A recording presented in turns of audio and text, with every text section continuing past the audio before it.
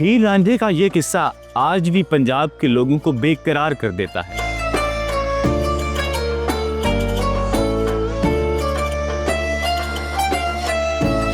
टिल्ला जोगियां में मौजूद उजड़े खंडरात सदियों का पता देते हैं।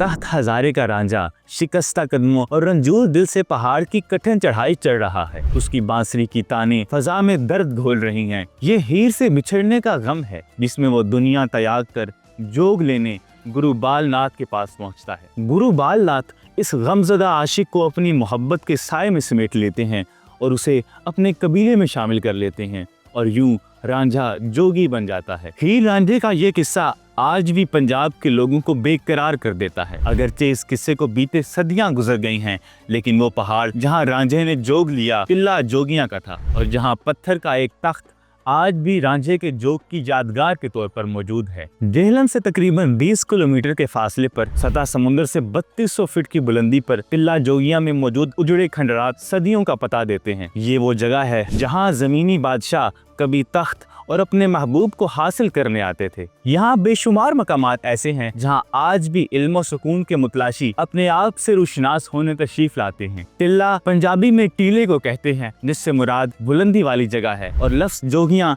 संस्कृत के लफ्ज़ जोग से निकला है, जिसका मतलब है दो या ज्यादा चीजों के मिलने की हालत या कैफियत। जो लोग दुनिया और माफिया से बेखबर इल्म की तलाश में निकलते हैं उन्हें जोगी कहा जाता है। क्योंकि टिल्ला जोगियां बरसगीर पाको हिंद के जोगियों की आमाजगाह रहा है, इसीलिए इसका नाम टिल्ला जोगियां मशहूर हुआ। टिल्ला जोगियां कमोबेश 4000 साल पुरानी तारीख रखता है। आर्या 4000 साल पहले वस्ते एशिया से इस खित्ते में वारद हुए। वो कुदरती मज़ाहिर जैसे चांद और सूरज वगैरह की परस्तिश किया करते थे। टिल्ला जोगियां पर ऐसा मकाम भी मौजूद है जहां से अगर सूरज को देखा जाए तो वो तुलुए आफ्ताब से गुरूब आफ्ताब तक एक खास जाविया बनाते हुए गुजरता है। कहते हैं आर्याओं की पहली कयामगाह वादी जेहलम ही थी। सतह समुद्र से 3200 फीट की बुलंदी पर होने की वजह से आर्याओं ने टिल्ला जोगियां को अपनी मुकद्दस इबादतगाह का दर्जा दिया। माजी में कई अजीम शख्सियात इस टिल्ले पर तशरीफ लाई और यहाँ मौजूद जोगियों से जोग हासिल किया, जिसमें रांझे से लेकर जमाने के सुल्तान शहनशाह अकबर भी शामिल हैं। कहा जाता है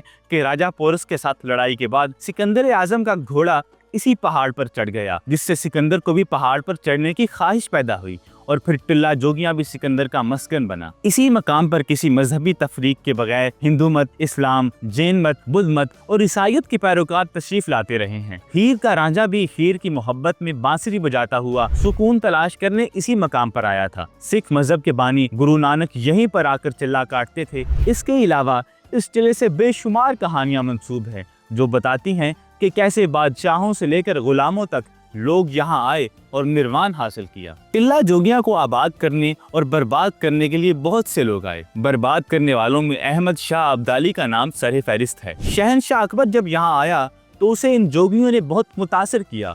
वो इनसे पूछने लगा कि मैं तुम्हारी क्या सेवा कर सकता हूँ। जोगियों ने पानी के लिए एक तालाब का मुतालबा किया, जिसके बाद यहाँ एक अजीमुशान तालाब तामीर किया गया जो आज भी मौजूद है। तकसीम हिंद के बाद यहाँ मौजूद हिंदू जोगी इंडिया कूच कर गए, जो इस रिवायत के जवाल की वजह बनी।